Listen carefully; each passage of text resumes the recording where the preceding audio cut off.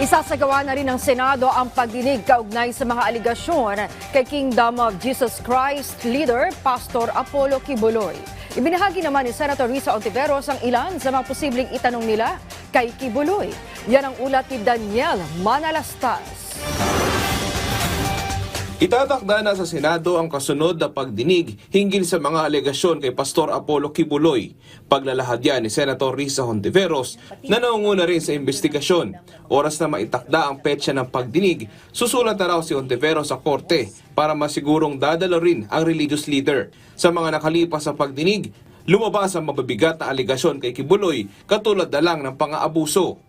Kung bakit talaga niya ginawa ang lahat ng ito at paano isinet up na yung mga taong ni-recruit niya bilang mga nananampalataya sa kanya at sa kanyang kingdom ay sa halip inabuso niya sa iba't ibang paraan. Yung mga babae, pati yung mga menor de edad, pati yung ibang mga miyembro ng kingdom na mga lalaki pero pinagmalupitan din niya. Ibinahagi pa ni Ontiveros ang ilan pang inaasahang mauungkat.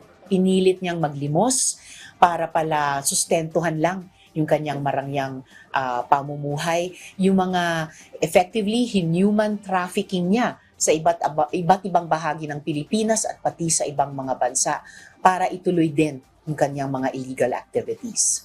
Tinanong naman si Justice Secretary Jesus Crespin Remulla kung dapat bang pinakita agad ang mukha ni Kibuloy sa mugshot at hindi naka-blurred nung una. Dapat pinakita yung mukha. So people will believe na nahuli na talaga. Baka mamaya, kung anong katawan lang ang nilagay doon, tapos tirakpan na, tapos sasabihin mo, yun na yung nahuli. Fair is fair. Dapat makita ng tao, masatisfy ang tao, siya talaga yung under custody.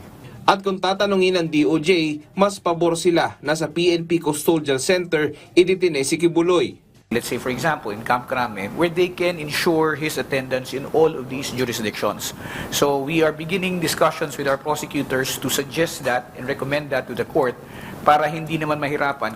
Ang ilang kongresista naman gustong maklaro ang posibleng naging role ni dating Pangulong Rodrigo Duterte sa isyu kay Kibuloy. Pati pangalan ni Vice President Sara Duterte at Senator Ronald De La Rosa nadadawit. Wala pang pahayag ang mag-amang Duterte. Pero si Senator Bato, walang masasabi ko lang isa, ako'y naawa dito sa mga congressman na ito dahil nga ang nasa isip na lang nila palagi ay politika. Daniel Manalastas para sa Pambansang TV sa Bagong Pilipinas.